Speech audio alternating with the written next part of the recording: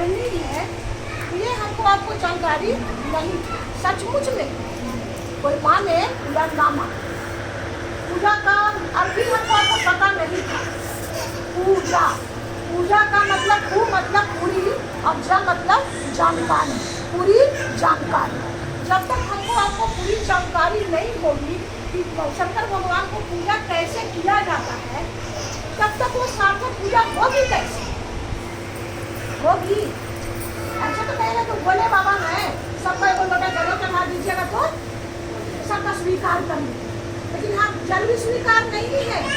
कहा जाता है कि एक लोटा जल सारे समस्या का हल। सब लोगों ने सुना होगा, क्या हल हो गया समस्या का? मुझे तो नहीं लगता है, सब रो रहे हैं, मानसिक आर्थिक भौतिक हर तरह से रो रहे हैं। कोई शरीर से, कोई धन से नहीं मिल रहा, रोटी नहीं मिल रहा, किसी को और कुछ से दुखी है, सब रो रहे हैं। क्यों भाई? 50 साल से हम जल चढ़ाते आए, आखिर वो जल गया कहाँ गया? वो निकल मन में क्योंकि छल था, एक लोटा जल सारी समस्या का हल और बाकी मन में छल। तब कह रहा है कि एक लोटा जल मन में हजारों छल, कैसे होगा समस्या का? इसलिए नहीं हुआ। लोटा भर तो खूब चढ़ा, लेकिन हुआ नहीं। लेकिन आज ये शिव चर्चा, शिव को गुरु मानकर बनाकर नहीं, शिव को गुरु बना लेना बहुत आसान है, मानना बहुत कठिन है, क्योंकि आज्ञा का पालन करना बहुत कठिन है। बना तो सबको लिया, क्योंकि शिव गुरु बना लिया, ठीक है नाम कर तो सबको नाम करा दिया, लेकिन वो कह क्या रहे हैं ये हमको आपको पता ही नहीं चल रहा है। वो क्या बोल रहे हैं? क्या बोला उन्होंने कि जाओ एक एक घर के लोगों को बता दो कि मैं गुरु हूँ। और ये नई बात नहीं है, आज दिल्ली में लग रहा होगा हम लोगों को, आप लोगों को कि एक क्या शिव चर्चा आ गई। शिव महापुराण ग्रंथ पहले नहीं पढ़ा था, अब पढ़ी हूँ तब पता चला कि शिव गुरु ग्रंथों में है। पहले तो ऐसे ही मान लेता कि शिव गुरु सब लोगों ने बनाया, मैं भी बना लेती हूँ। आज मुंडेश्वर संहिता 149 नंबर पेज में साफ साफ लिखा हुआ है कि जो मनुष्य मेरे को गुरु बनाएगा उसकी नैया को हम पार लगा देंगे। शिव महापुराण इसको फिर से रिपीट कर दीजिए, क्या बोला? ये 149 नंबर पेज है, मुंडेश्वर संहिता है, जिसमें यह लिखा हुआ है। महादेव कह रहे हैं, पहले तो ब्रह्मा जी बोल रहे हैं, महादेव प्रभु जो जन्म मरण मनुष्य में है उसमें रहे, उसका भय भी रहे वो लोगों को कि हमको करना है, लेकिन हमको करना है, भय भी रहे। भय युक्त प्राणी को सृष्टि आप कीजिए। कौन बोला? ब्रह्मा जी से बोले महादेव से कि आप सृष्टि कीजिए।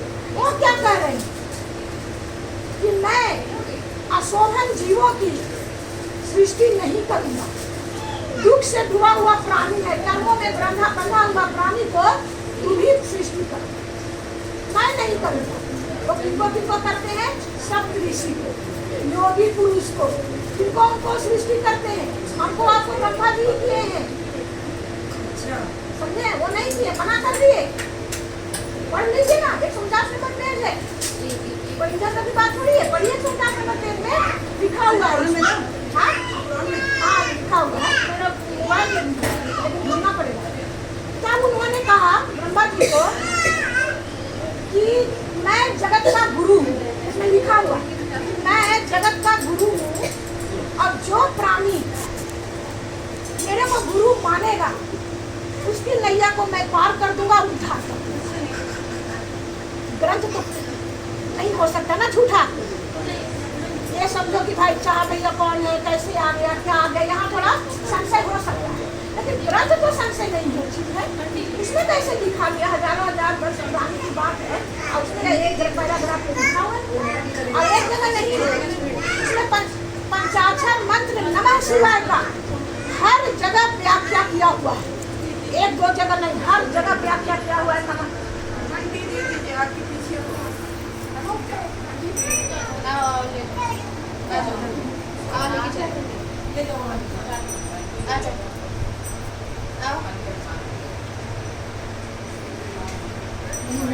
सौ बात का एक बात है, आपने केला चढ़ा दिया महादेव को, वो बहुत आंसू नहीं चढ़ा महादेव, आश्चर्य की बात है।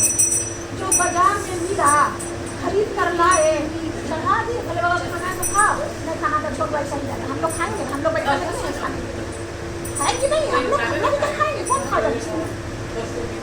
कौन खाएगा ये फल जो थाली में लगा हुआ है? ना माता रानी खाई, ना भोले बाबा खाए, हम लोग चढ़ा दिए। क्यों? देखा देखी। अरे देखा देखी कर लिए होते व्यास जी का, क्या उन्होंने ऐसा किया कि 7 दिन भगवत कथा हमको आपको सुना के वो चले जाते थे, इतनी बढ़िया बढ़िया बातें करते थे। क्या किया उन्होंने? उनको देखा देखी काहे नहीं किया हम और आप? क्यों नहीं किया? क्योंकि वो बहुत कष्टदायक है। उन्होंने बहुत कष्ट की करके वो मंच पर पहुंचे, नहीं खा करके, नहीं पी करके, अपने परिवार से दूर रह के, अपने परिवार को त्याग करके तब जाकर वो अभ्यास बने। ऐसे नहीं बन गए। हमारे शाह भैया को ले लीजिए, जला हुआ मुर्गा का मुंडी उठा के घर में ले आते थे, पाउडर छिड़कते थे उस पर। तो परमात्मा की परमार्थ में चलने के लिए कष्ट तो उठाना पड़ेगा, ऐसे ही नहीं होगा, बिल्कुल कष्ट उठाना पड़ेगा। अब कष्ट हम जो उठा रहे हैं, आप उठा रहे हैं, इसको महादेव की अनुभूतियाँ हो रही है, चमत्कार हो रहा है। किसी का तो हम नहीं जानते, लेकिन मेरा तो लौकिक और परलौकिक दोनों मेरा गुरु पूरा कर रहा है, दोनों। तो गुरु क्या करते हैं यही हमको आपको समझ नहीं। सतगुरु तो बना लिया, समझ नहीं आया कि गुरु सतगुरु क्या करेंगे हमारे जीवन में। गु का मतलब था अंधकार, रू का मतलब था प्रकाश, अंधकार से प्रकाश की ओर अपने शिष्य को उनको ले जाना था। कुछ हमको आपको जानकारी नहीं है दीदी, नहीं है।